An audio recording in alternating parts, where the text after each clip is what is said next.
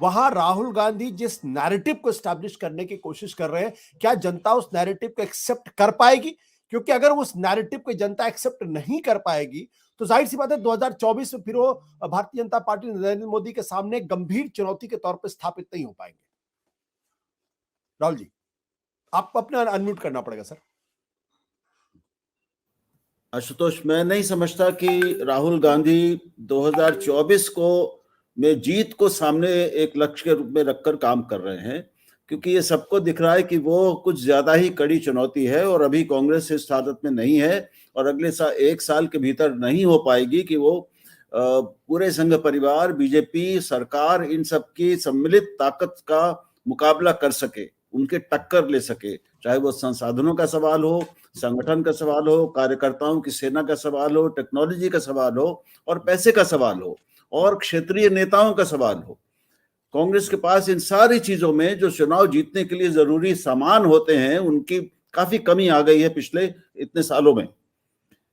तो 24 तो हम ये मान ले कि 24 एक तैयारी होगी 29 के लिए उनकी, अगर वो, मुझे लगता है कि वो लंबी दौड़ के बारे में ही सोचकर निकले हैं। लेकिन एक उन्होंने विपक्ष के नेताओं में विपक्ष का जो स्पेस है उसमें अपने निजी कद को और उसके कारण कांग्रेस के कद को भी थोड़ा ज्यादा वजनी और बड़ा किया है। और जैसा अभी कार्तिकेय ने कहा कि अब विपक्षी नेताओं को भी और किसी को भी उनकी बात को ज्यादा गंभीरता से लेना पड़ेगा। ये मैं इस बात से सहमत हूं कि ये जो यात्रा है इसका सीधा सीधा लक्ष्य, जो प्रत्यक्ष लक्ष्य है, वो राजनीति नहीं है। इसलिए आप पाएंगे कि आप उन्होंने उसमें पार्टी पॉलिटिक्स की बात ज्यादा नहीं की है, अपने को ज्यादा अच्छे एक मानवतावादी, एकतावादी, समन्वयवादी बातों पर केंद्रित रखा है।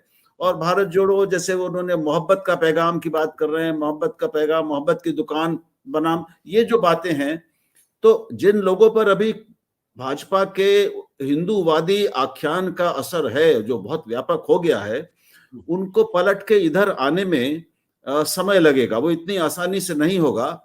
लेकिन हमें ये याद रखना चाहिए कि वो उस आख्यान से प्रभावित लोग भी अभी आधे इस देश में 50% भी नहीं है। तो लगभग 60% के आसपास भारतीय अब भी उस आख्यान से प्रभावित नहीं है, उससे सहमत नहीं है, उससे बाहर हैं, वो बीजेपी के वोटर भी नहीं है।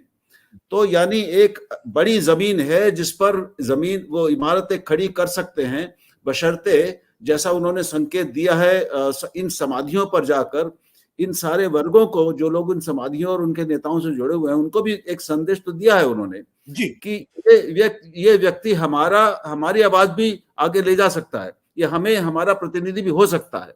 इसके आगे देखते हैं क्या परिणाम निकलते हैं। राहुल जी, मैं थोड़ा सा बात को जो जहां पे कार्तिक लेके गए, जहां पर आप लेके जा रहे हैं कि सोशल ट्रेनिंग है, पॉलिटिक्स तो पॉलिटिक्स होती है और पॉलिटिक्स सत्ता का खेल होता है। क्या इसको इस तरीके से नहीं कह सकते कि दरअसल राहुल गांधी को इस बात का एहसास है कि जितनी बड़ी ऑर्गेनाइज्ड फोर्स इस वक्त देश के सामने है, जितनी बड़ी सत्ता है, जितने कैरिस्मेटिक नेता खुद नरेंद्र मोदी हैं, उनका मुकाबला कांग्रेस का संगठन खड़ा करके नहीं किया जा सकता, उसका मुकाबला सिर्फ एथिकल पॉलिटिक्स की तस्वीर पेश करके की जा सकती है। क्या मैं ये सही है, हो सकता है ये उनके मन में हो, लेकिन एथिकल पॉलिटिक्स एक बहुत ही मुश्किल चीज है और आज के जमाने में उसका एक अभियान चलाना या उसको अपना आधार बनाना राजनीति का एक बहुत बड़ा जोखिम है। बहुत स्वागत योग्य है लेकिन बहुत कड़ा है, क्योंकि हम जानते हैं कि जिन तरीकों से चुनाव जीते जाते हैं वो बिल्कुल उनमें नैतिकता कितनी है इस पर अब कुछ कहने की जरूरत नहीं, टिप्पणी की जरूरत नहीं है, आम जनता भी जानती है और वो अब उस तरह की उम्मीदें भी नहीं रखती बहुत ज्यादा। तो लेकिन एक जो लोग थोड़ा आहत, और लोगों में आप देखिए एक बेचैनी, एक छटपटाहट शुरू हो गई है। जो पुराने समर्थक थे उनको भी लग रहा है कि सब कुछ ठीक नहीं है।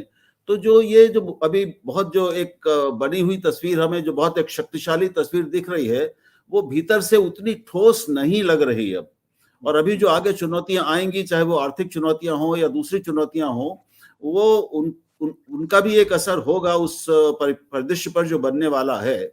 तो उसमें अब निर्भर करता है कि राहुल गांधी के पास बीजेपी की तरह इस तरह के दक्ष और अपने अपने इलाकों में प्रमुख नेता हैं कि नहीं, जो राजनीति के भी उस्ताद हैं, जो गठजोड़ कर सकते हैं, जो दूसरी पार्टियों को वर्गों को जोड़ सकते हैं, जो राजनीतिक गणित और गुणाभाग कर सकते हैं, उसके विशेषज्ञ हैं कि नहीं? बिना उसके काम नहीं चलेगा।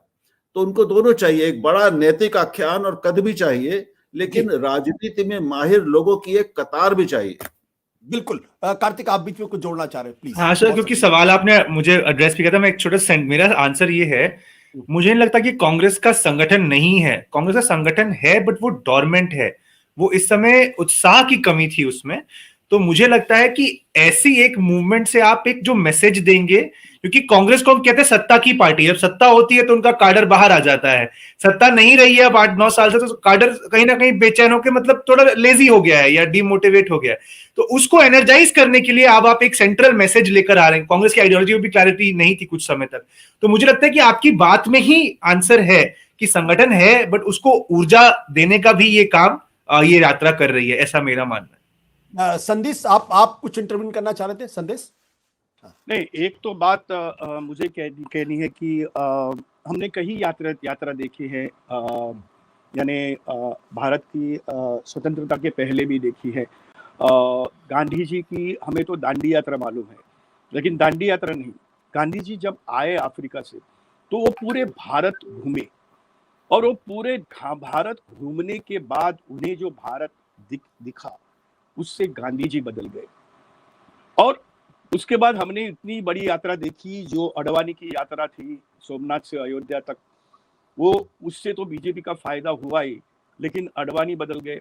और उनके साथ जो रथ में बैठे थे वो नरेंद्र मोदी थे, उसका उन्हें बहुत ही फायदा हुआ, और उससे उनका भी एक देखने का तरीका बदल गया, और भारत उन्होंने अपनी तरीके से देखा। लेकिन देखा अभी राहुल गांधी पूरी भारत घूम रहे हैं, ये तो दिल्ली तक नहीं जा रहे हैं, कश्मीर तक जा रहे हैं, दिल्ली में सिर्फ रुके हुए हैं।